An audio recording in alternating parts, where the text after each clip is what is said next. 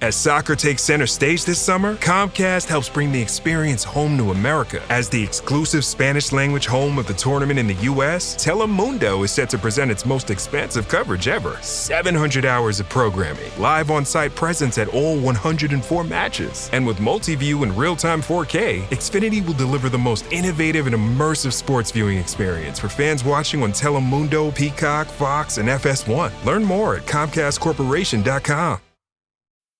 Are all batteries the same? That's like asking if all soccer players are the same. Take Messi, the most decorated player ever. Is there any other player who has achieved that? No, just him. Now take Duracell. Is there any other battery with power boost ingredients inside? No, just Duracell. Remember, goats only trust goats because they're built different. And Messi only trusts Duracell. Salut à toutes, salut à tous, le 15e étape aujourd'hui, dernière étape avant, le deuxième jour de repos, une nouvelle étape de montagne, une nouvelle étape qui va correspondre parfaitement pour que Tadej Pogačar aille chercher une nouvelle victoire. A priori, c'est ça le scénario aujourd'hui. On commence plutôt en montée, mais ça devrait être tranquille jusqu'au sprint intermédiaire qui aura lieu au kilomètre 17. Après, on a l'ascension de la Côte des Rousses, 7 km à 5%. Ensuite, une longue phase de transition, mais assez vallonnée quand même, des petites ascensions non répertoriées, avant une difficulté vraiment très compliquée. Le col de la Croisette, 4 km 600, mais alors c'est à 11,1% de moyenne. Autant vous dire que c'est un petit peu pentu. Ensuite, redescente et immédiatement la Côte du Mont, 2 km à 8%. Et puis, dernière phase de transition sur 25 km environ, avant la montée finale du plateau de Solaison, l'arrivée au sommet. Après 11 km d'ascension à 9% de moyenne, et ça sera la première vraie arrivée au sommet de tout ce Tour de France. Il aura fallu attendre la 15e étape. Et ça n'a pas empêché Pogačar de déjà rafler 4 fois la mise. Donc il est possible que pour cette première arrivée au sommet, ils veulent aussi marquer le coup, aller chercher la victoire. Il faudrait être très fort pour les échapper, pour tenter de résister ensuite au retour du train UAE. Mais il y a aussi l'intérêt, bien sûr, la lutte pour le podium. Remco Evenepoel qui s'accroche encore à sa 3e place. Paul Sexas était en grande forme hier, on verra ce qu'il en sera aujourd'hui. Juan Ayuso, Lipovic, Del Toro. Il y a vraiment la lutte. Et puis même pour la 2e place, Jonas Vingegaard n'est à l'abri de rien. Il n'a que 34 secondes d'avance sur Evenepoel et on sent qu'il n'est pas impérial. Donc là, il y aura du suspense aussi. Ce sera probablement ça, encore une fois, l'intérêt de la course. Derrière, le succès plus que probable, encore une fois, du Slovène. Chute de Bellocchi juste devant Armstrong qui est parti dans le terrain. Et attaque de Pierre Roland. Voilà ce que nous disons depuis le début de ce Tour de France. Une chute terrible. Christopher Froome à pied. Mais quelle image du Tour. On n'a jamais vu ça. 100% cyclisme, le podcast du vélo en direct. Ça va Marion? Désolé. Allez, on est parti, le kilomètre 0. Et là, immédiatement, dès le début, l'Alpecin Première Tech qui met 3 coureurs aux avant-postes. Autrement dit, c'est clair, il n'y aura pas d'attaque dans ce début d'étape. On va attendre le sprint intermédiaire qui aura donc lieu après 17 km. Et à partir de là, les échappés tenteront de se former. Mais d'ici là, probablement, ce sera extrêmement tranquille. Allez, on va arriver au sprint intermédiaire. Encore une fois, personne n'a essayé du tout d'attaquer. C'est l'Alpecin Première Tech qui a mené à un train soutenu pour éviter toute velléité.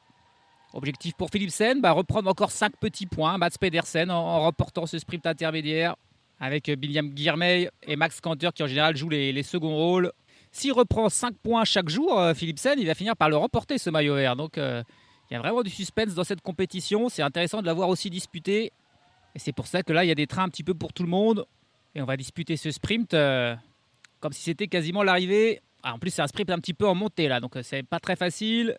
Quinn Simmons qui mène avec Mats Pedersen dans sa roue. Non, il y a un équipier d'abord de Jasper Philipsen là, qui on a l'impression qu'il veut remporter ce sprint. Mais on est à 300 mètres de la ligne, c'est un petit peu loin.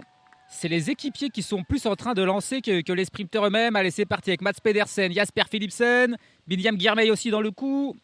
C'est Philipsen encore. C'est Philipsen qui va s'imposer devant Pedersen, Kanter et Girmay. C'est les mêmes classements qu'hier sur le sprint intermédiaire après 12 km.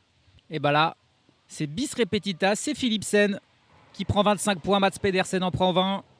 Et il se rapproche, il grappille. Et ils discutent ensuite. Ils ont l'air d'être très copains, Pedersen et Philipsen. Et voilà, 17 km de course, journée terminée en gros pour ces sprinteurs. Quand même qu'ils roulent jusqu'à l'arrivée désormais. Et ça va être l'occasion pour d'autres coureurs de se montrer, bien sûr, tenter désormais de partir en contre pour former l'échappée du jour. Quelques premiers coureurs qui prennent un petit peu d'avance là au moment d'attaquer la première difficulté du jour, cette Côte des Rousses, 7 km à 5,2%. On a un quatuor là, mais ils ont un tout petit peu d'avance avec John Degelkob, avec Julien Alaphilippe, Matej Mohoric et Joris Delbov. Voilà les 4 coureurs à l'avant. Mais le peloton est juste derrière, il y a des nouvelles attaques là avec Joshua Tarling. Rien de décisif pour l'instant, même si à l'arrière on a déjà des coureurs lâchés comme les sprinteurs Tim Merlier, Søren Verheugen. Le groupe Eto déjà en train de se former, alors que cette ascension est quand même assez facile. Et Richard Carapaz qui retourne, qui attaque dans cette ascension. Peut-être aussi avec l'objectif de prendre des points, même s'il n'y a que 2 points là à prendre au sommet, donc pas grand-chose. Il est suivi par Nicolas Vinokourov pour l'Astana. Valentin Paré-Peintre aussi un petit peu vigilant et en train de revenir, mais en fait c'est tout le peloton qui est en train de revenir. Alors qu'à l'arrière, on a un petit souci mécanique là pour Paul Sexas. Avec crevaison roue arrière, il doit changer de roue. Il va faire un petit effort désormais dans cette ascension pour revenir sur la tête de la course. Il est déjà pointé à 45 secondes derrière. Il est attendu par Dan Houleux qui va le ramener petit à petit. Voilà, c'est le début de la course. Le rythme n'est pas encore terrible. Il va pouvoir rentrer, mais il va perdre un tout petit peu de force. Allez, personne qui n'a fait de différence. On va arriver au sommet. Valentin Paré-Peintre qui est aux avant-postes avec Xavier Miguel Asparren dans sa roue. Javier Romo, Antonio Tiberi. Attention, Richard Carapaz qui revient de l'arrière et qui attaque. Ouais, il y a une belle bataille entre les deux pour le maillot de meilleur grimpeur. Carapaz qui finalement n'a pas surpris Valentin Paré-Peintre qui est en train de lui repasser devant. Ouais, ils font vraiment là un sprint assez puissant pour prendre 2 petits points. Voilà, 2 points pour Paré-Peintre, 1 pour Carapaz. Même si c'est toujours Tadej Pogačar le vrai leader dans ce classement. Ça sera plus important la prochaine ascension, donc ce col de la Croisette où il y aura 10 points à prendre. Problème, cette ascension elle aura lieu dans quasiment 100 km. Et en passage au sommet, Paul Sexas lui vient de rentrer dans le peloton. C'est bon, il ne s'est pas affolé, tout va bien. Peloton toujours regroupé à part les sprinteurs lâchés à l'arrière, mais voilà, pas d'échappée.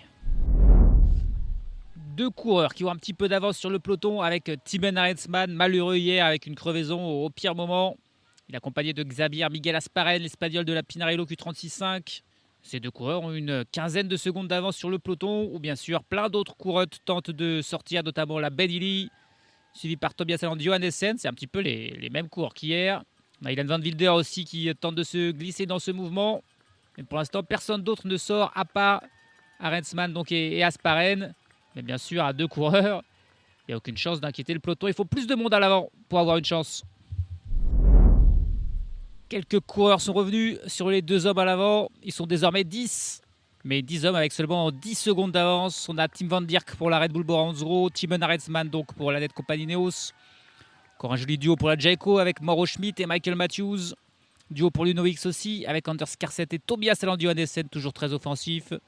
Raúl Garcia Pierna et Nelson Oliveira pour la Movistar qui essaye aussi beaucoup sans jamais parvenir à réussir. Yann Izagirre pour la Cofidis et Xavier Miguel Asparren complète donc ce groupe, mais voilà, seulement 10 secondes d'avance. Derrière dans le peloton, c'est l'IF qui est en train de rouler parce qu'ils ont personne à l'avant et en fait à chaque fois c'est ça. Une échappée se forme et forcément toutes les équipes ne sont jamais toutes représentées, donc une équipe roule et on est dans une partie très roulante, quasiment tout le temps en descente. C'est très compliqué pour une échappée de prendre le large et bien sûr plus le temps passera, plus les kilomètres passeront et plus on se rapprochera des difficultés et donc moins de chances aura l'échappée d'aller au bout. Les leaders vont se dire voilà, ça va être encore pour nous aujourd'hui, il n'y a pas d'échappée, ou alors elle a seulement 1 ou 2 minutes d'avance, on va aller les chercher. On est parti depuis 60 km et donc un groupe de 10 hommes, mais le peloton est juste derrière. C'est très dur de former une échappée aujourd'hui. Les 10 coureurs là ont été repris et là on a un nouveau groupe d'une vingtaine de coureurs. Le gros travail de l'IF qui a payé plus ou moins parce que dans ce groupe il n'y a pas Richard Carapaz qui est clairement la carte que l'on veut mettre à l'avant. On a Alex Baudin et Ben Illy mais pas Carapaz. On a Adam Yates, équipier de Tadej Pogačar. On a aussi des équipiers pour Vingegaard avec Armirail et Campenarts. Quinn Simmons pour la Lidl Trek. Aurélien Paré-Peintre encore là pour la Decathlon. Nicolas Vinokourov, Matej Mohoric. Egan Bernal et Kevin Vauquelin pour la Net Compagnie Ineos. Ilan Van Wilder pour la Quick-Step. Mauro Schmid pour la Jayco. On a Marco Frigo pour la NSN, Garcia Pierna et Rubio pour la Movistar, Tom Pidcock encore à l'avant en compagnie de Brent Van Moer Ewen Kostiou et Guillaume Martin pour la Groupama FDJ. Yanis Voisa, cette fois-ci qui est dans l'échappée plutôt qu'avec le groupe des leaders. On a aussi Alexandre Delettre pour la Total Energy, Tim Van Dierk pour la Red Bull Boransgro. Un total de 23 coureurs avec un top pit cop comme mieux classé au classement général. Tiens, j'ai l'impression derrière que le peloton se relève un petit peu. Ouais, ça y est, c'est peut-être bien la bonne échappée là, qui est en train de partir. Il aura fallu 90 km, même si toutes les équipes ne sont pas représentées. Je note notamment qu'il n'y a personne pour l'Uno X. D'habitude, une des équipes les plus présentes à l'avant, là, ils ne sont pas là. Il n'y a pas non plus de coureurs de la Cara Royal. Mais c'est fait, ouais. L'écart qui est passé au-dessus de la minute, là. 23 coureurs donc, qui forment l'échappée du jour avec des bons coureurs comme Bernal, comme Peacock, comme Ben Illy ou Adam Yates. Désormais, environ une quarantaine de kilomètres de vallée. Enfin, ça fait encore des petites montées, des petites descentes avant donc le Salève, col de la Croisette. Cette ascension terrible de 4 km 600 à 11%. 60 km de l'arrivée, l'écart qui est stabilisé autour de 3 minutes pour les 24 hommes de tête finalement. Ils ne sont pas 23, ils sont 24. J'avais pas vu Abel Balderstone pour la Cara Royal qui est donc également représenté. 24 coureurs qui ne collaborent pas très bien ensemble, bien sûr. Ils sont un petit peu nombreux. Et en plus, il n'y a aucune équipe qui est surreprésentée et qui devrait travailler plus que les autres. Il n'y a aucune équipe qui n'a 3 coureurs. Quelques équipes ont 2 coureurs, mais c'est tout au maximum. Et dans le peloton, c'est plutôt la Visma Is The Bike qui roule alors qu'ils ont 2 coureurs à l'avant. Quelle est la stratégie? Pour l'instant, on n'est pas sûr. Probablement une attaque de Vingegaard, donc avec le soutien de Campenars et de Armirail à l'avant. En tout cas, l'échappée, un petit peu d'avance. Elle est faite, mais elle va très bientôt exploser, se réduire aux unités les plus fortes parce que le col de la Croisette arrive 11% de moyenne, donc sur près de 5 km. C'est vraiment très très difficile. Et ils ne seront pas 24 au sommet, ça c'est certain. Tim Van Dierk qui est le premier à être distancé dans cette ascension. Ça lâche aussi pour Ben Illy, pour Matej Moric. Brent Van Moer qui a beaucoup travaillé pour Thomas Pidcock est distancé. Les coureurs de la Visma là, Armirail Campenars aussi. C'est Tom Pidcock qui fait le train. Et on attaque tout juste le début de cette montée. Ils seront combien à l'arrivée 4 ou 5 peut-être dans la roue de Tom Pidcock. Pour l'instant, c'est Van Wilder, Yanis Voisa, Maro Schmidt, Quinn Simmons qui sont les premiers dans la roue du Britannique. Tom Pidcock, il fait mal à tout le monde là. Ils sont plus que 8 dans sa roue avec Quinn Simmons, Adam Yates, Ilan Van Wilder, Maro Schmidt, Einer Rubio, Ewen Kostiou, Yanis Voisa et Marco Frigo. Non, il n'est plus là. Marco Frigo, ils sont 7 encore dans la roue de Thomas Pidcock. Il reste encore 2 km 600 d'ascension. Oh, mais c'est un cauchemar, c'est ce truc. Et dans le peloton aussi, hein, ça explose. D'ailleurs, c'est plus du tout un peloton, c'est déjà le groupe maillot jaune, le groupe des favoris. Il n'y a plus qu'une vingtaine de coureurs dans ce groupe maillot jaune, mené toujours par les coureurs de la Visma, avec Davide Piganzoli devant Matteo Jorgensen. On a tous les membres du top 10 encore dans ce groupe, à part Pidcock qui est à l'avant. Egan Bernal, hein, lui, il a été distancé dans le groupe à l'avant, tout comme Kevin Vauquelin, tout comme Guillaume Martin.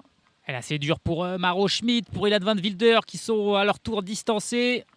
Quelle ascension! Et à noter Quinn Simmons, avec son yacht champion des États-Unis, il se permet de faire un check là, sur le côté avec un supporter habillé tout comme lui, assez improbable. Et l'écart entre la tête de la course et le peloton est toujours assez important. 2 minutes et 50 secondes, on monte à la même vitesse, c'est-à-dire extrêmement rapidement. Et Quinn Simmons qui se permet d'accélérer finalement dans cette ascension. Incroyable parce que c'est pas censé être normalement un grimpeur, mais il est capable de tout ce Quinn Simmons.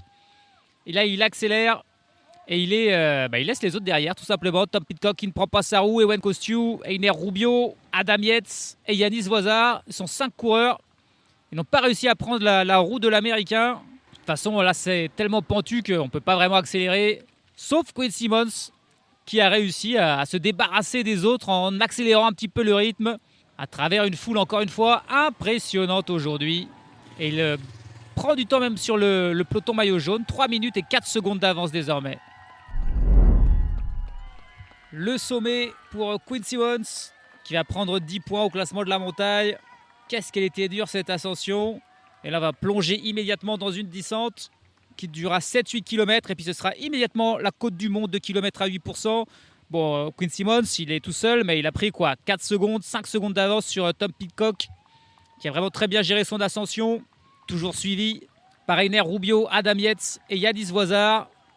Par contre, Ewen Kosciu, lui, a été légèrement distancé. Il passe avec 15 secondes de retard. Maro Schmidt qui suit avec 25 secondes de retard.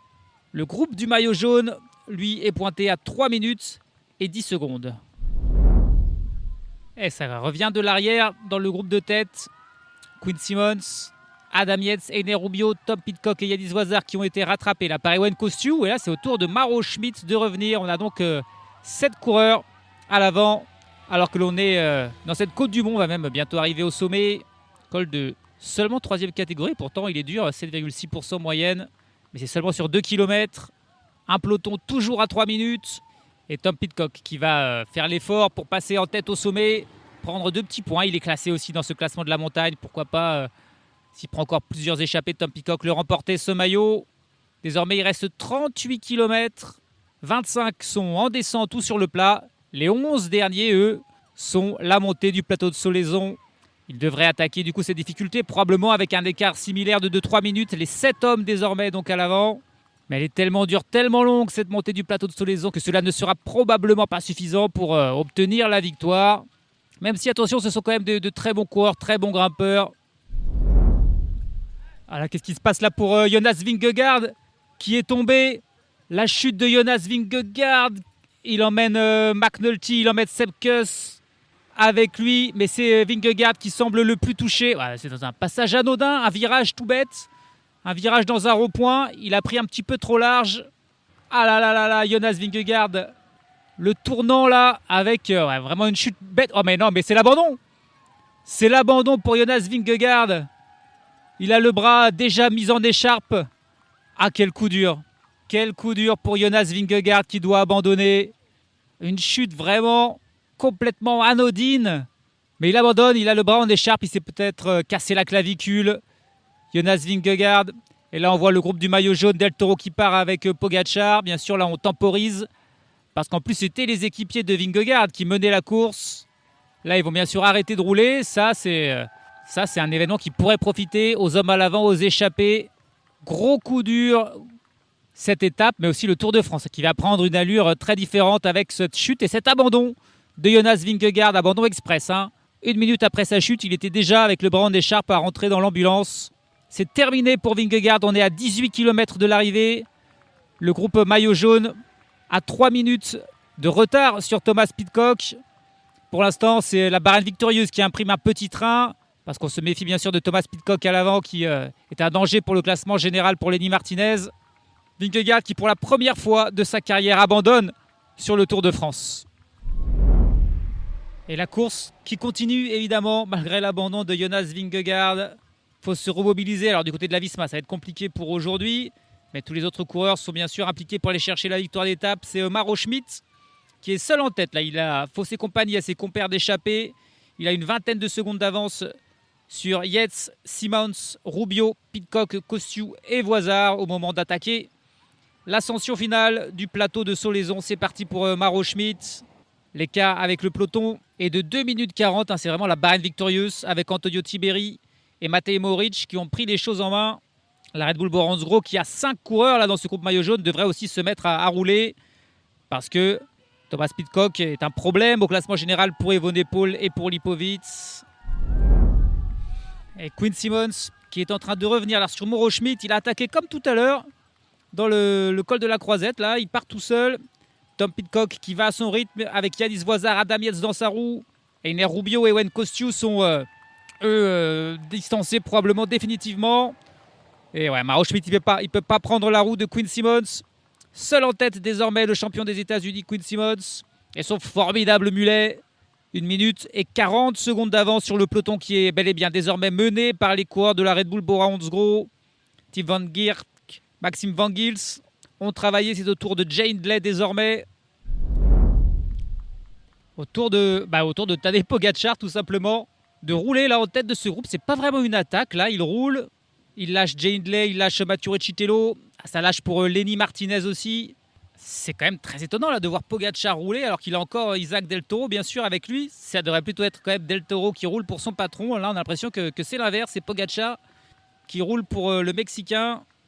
Il monte très fort. Tadej Pogačar, il n'y a quasiment plus personne dans la roue. Ils sont en train de reprendre Ewen Kosciuszko. Il a Del Toro, Remco Evenepoel, Ayuso, Lipovic et Paul Sexas qui semble un petit peu en difficulté.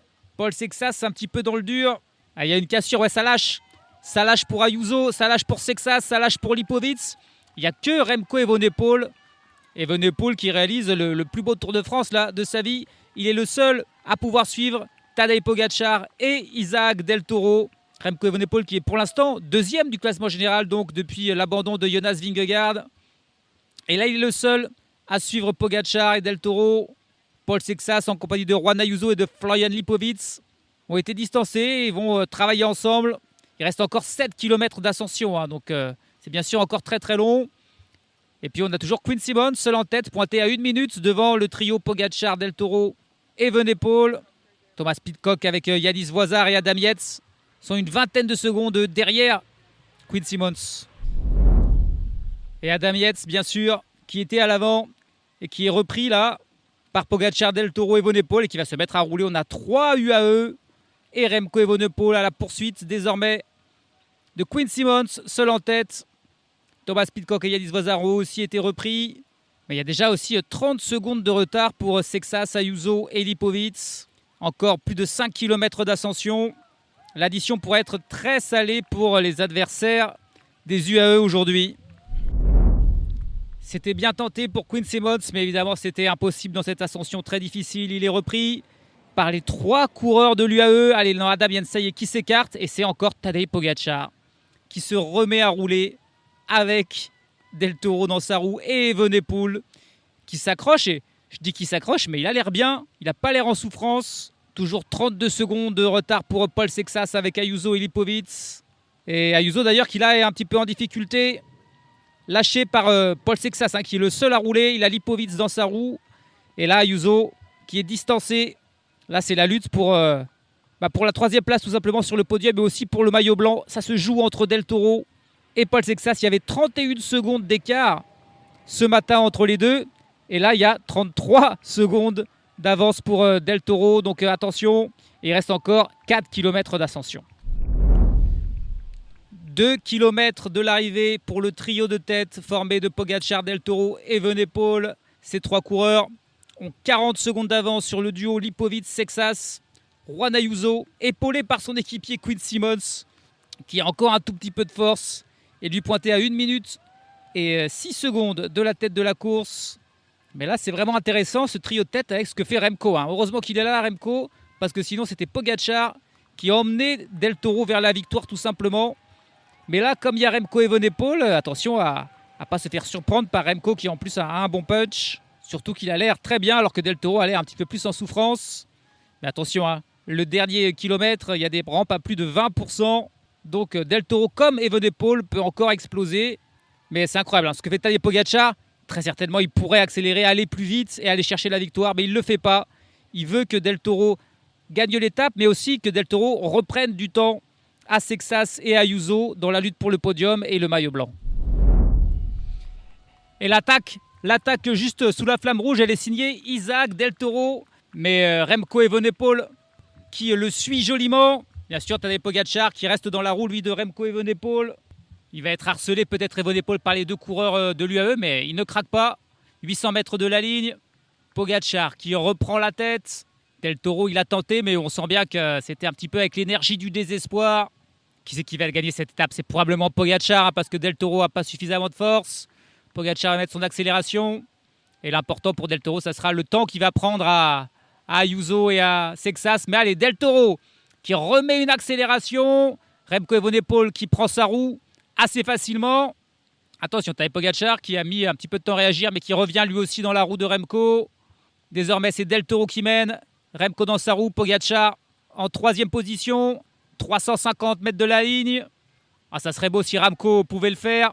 Finalement, voilà, c'est Del Toro là, qui va lancer. Remco Evenepoel dans sa roue et c'est parti pour Remco qui met son effort. Remco avec Tadej Pogačar dans sa roue, c'est fini pour Isaac Del Toro. Est-ce que Pogačar va pouvoir revenir dans ce final? Remco Evenepoel qui continue jusqu'au bout. Pogačar toujours dans sa roue, mais il ne va pas le dépasser, non? Pogačar qui ne fait pas l'effort. Remco qui continue. Non, Remco qui va aller chercher la victoire. La victoire de Remco Evenepoel on sent que Tadej Pogačar a pas tout donné. On sent que Tadej Pogačar a pas tout donné. Il est resté dans sa roue.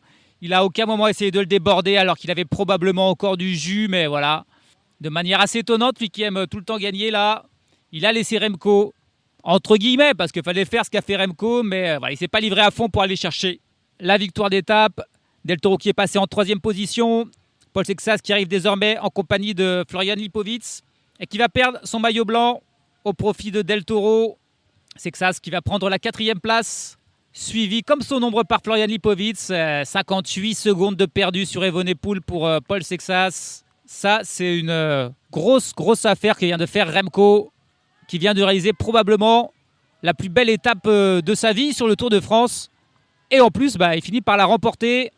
Le prochain groupe là qui arrive, c'est Matthias Kielmose avec Juan Ayuso, Adam Yates et Lenny Martinez qui est revenu de l'arrière là. Très bien joué de la part de Lenny. Sa place sur le top 10 sera assurée, probablement jusqu'à la fin. Allez, le petit sprint pour les places d'honneur avec Lenny Martinez justement qui va doubler Matthias Kielmose. Juan Ayuso vraiment en souffrance qui va lui prendre une petite cassure à la fin, suivi par Adam Yates. Voilà pour le top 10, les 10 premiers coureurs du jour qui sont, ça y est, arrivés. Mais la surprise aujourd'hui au sommet du plateau de Solisson, avec cette super victoire de Remco Evenepoel. Et là, quand même, on va saluer l'arrivée de Quinn Simmons, qui finit pas très loin, 2 minutes et 15 secondes derrière le vainqueur du jour. Il a travaillé pour Ayuso dans le final, suivi par Yanis Voisard. Lui aussi, très belle étape pour le Suisse. Mais c'est un Belge qui crée l'exploit de battre, alors qu'il était face au duo Del Toro-Pogačar face à lui, Remco Evenepoel, qui a lancé son sprint à 200 mètres de la ligne. Et ensuite, Pogačar était dans sa roue et il n'a pas essayé. Il n'a pas essayé de le doubler, sincèrement. Il aurait vraiment voulu. Il l'aurait fait. Là, il n'avait pas la grinta. Peut-être aussi un petit peu choqué par l'abandon de Jonas Vingegaard et la chute de son meilleur ennemi. Ça profite à Remco qui s'impose. On savait que le chrono, qui sera la prochaine étape, était pour lui. On ne pensait pas que cette étape lui serait accessible, d'autant plus qu'il avait été un petit peu en difficulté dans les précédentes étapes de montagne. Pas aujourd'hui, il a été magnifique et il remporte cette 15e étape. Ce n'est que sa 3e victoire sur le Tour de France à Remco Evenepoel et les 2 premières c'était évidemment sur des chronos. C'est donc sa première victoire sur une course en ligne. En plus, c'est une arrivée au sommet sur une étape de montagne face à des grands leaders. C'est pas une échappée comme ça où il allait au bout parce qu'il était loin au classement général. C'est donc vraiment une très belle victoire aujourd'hui pour Remco Evenepoel. Il n'avait pas réalisé une grande saison jusque-là. Seulement 10e de l'UAE Tour, 5e du Tour de Catalogne. Il avait remporté l'Amstel Gold Race, fait 3e quand même de Liège-Bastogne-Liège. Mais voilà, c'était pas forcément très convaincant sur les courses par étapes. Là, il est plus que convaincant puisqu'il bat Tadej Pogačar, même si, encore une fois, Pogačar n'a pas vraiment disputé le sprint. Del Toro termine 3e à 6 secondes. Paul Sexas 4e dans le même temps que Florian Lipovic à 58 secondes. Lenny Martinez et Matthias Kielmose à 1,57. Juan Ayuso et Adam Yates à 2 minutes. Et Quinn Simmons qui complète le top 10 à 2 minutes et 16 secondes. Tom Pidcock termine 13e à 2,54. Jordan Jegat 14e à 3,17. Par contre, dans les coureurs qui jouaient un petit peu le classement général, c'est Egan Bernal qui va être le grand perdant du jour. Il termine 69e à 25 minutes en compagnie de son équipier Timen Arensman. Là, pour la Net Company Ineos, on n'a donc plus personne désormais pour jouer le classement général. Et puis, 3 abandons aujourd'hui, avec bien sûr Jonas Vingegaard. Et ça, c'est un gros coup dur. Bon, le suspense était quand même déjà assez ténu, il faut le dire, pour la victoire sur ce Tour de France. Mais c'est quand même vraiment dommage, la chute et l'abandon pour Vingegaard. Mais on a aussi le sprinter Tim Merlier qui abandonne avec le sentiment du devoir accompli, puisqu'il a quand même remporté 3 victoires d'étape. Ça aussi, c'est un coureur important qui s'en va. Et puis enfin, Tom Van Asbroek. Il était passé devant moi à mi-course, déjà avec 10 minutes de retard sur tout le monde. Très certainement malade. Le Belge de la NSN a abandonné le dernier du jour. C'est Soren Verheckold, le sprinter de l'Uno X Mobility. Lui aussi compte une victoire d'étape sur ce Tour de France. Il termine à 38 minutes et 40 secondes de Remco Evenepoel. Il s'accroche, même s'il est probable qu'il n'ait plus jamais la moindre opportunité de victoire pour le Norvégien et pour tous les gros gabarits, les gros sprinteurs de ce Tour de France. Classement général, évidemment, avec l'abandon de Vingegaard, il y a des changements. Pogačar leader avec tout pile 5 minutes d'avance sur Remco Evenepoel, son nouveau dauphin. Et puis Del Toro, la belle opération, il passe de la 7e à la 3e place. Il double Paul Sexas qui reste 4e. Lipovic 5e, double Juan Ayuso qui chute à la 6e place. Mathias Kielmose est 7e. Lenny Martinez gagne 2 places, il est désormais 8e devant Tom Pidcock. Et puis c'est Jordan Jegat qui profite de l'abandon de Jonas Vingegaard pour rentrer dans le top 10. Yanis Voisard, Richard Carapaz, Wieland Van Wilder ne sont pas très loin derrière lui. Il y aura un petit enjeu là aussi pour la dernière place, on va dire, dans le top 10. Au classement par points, Mats Pedersen, toujours leader, même si Jasper Philipsen, son dauphin grappille. William Girmay est 3e de ce classement. Du côté des points de la montagne, Tadej Pogačar, 67 points. Tranquillement leader devant Valentin Paré-Peintre qui en a 45 et Carapaz qui en a 39. Et puis le changement de maillot donc pour le meilleur jeune Del Toro, désormais leader avec 25 secondes d'avance sur Paul Sexas. Donc rien n'est fait. Par contre, Juan Ayuso est désormais relégué à 1 minute 30. Ça sera plus compliqué pour l'Espagnol de la Lidl Trek. Demain, c'est la journée de repos. Encore une fois, elle est bienvenue pour les coureurs. Elle est bienvenue pour moi-même. Ça permettra de recharger un petit peu les batteries et surtout d'éviter à encore rouler pendant 4 heures comme c'était le cas hier. Et puis on reprendra mardi avec le chrono entre Évian-les-Bains et Thonon-les-Bains, seulement 26 km. Une longue ascension pour commencer, 9 km 600 à 4% de moyenne, donc quand même assez roulant. Le reste, une descente et du plat. Bon, bah là, ça semble bon pour Remco Evenepoel pour faire le doublé peut-être, aller remporter 2 étapes à la suite parce que ce chrono lui ira très bien. On suivra le duel entre Paul Sexas et Del Toro pour la 3e place du podium. Ce qui sera le seul chrono individuel assez court, 26 km. Ça sera la 16e étape de ce Tour de France. Ça sera le début de la dernière semaine à suivre les coureurs du Tour de France. Salut à tous, salut à toutes.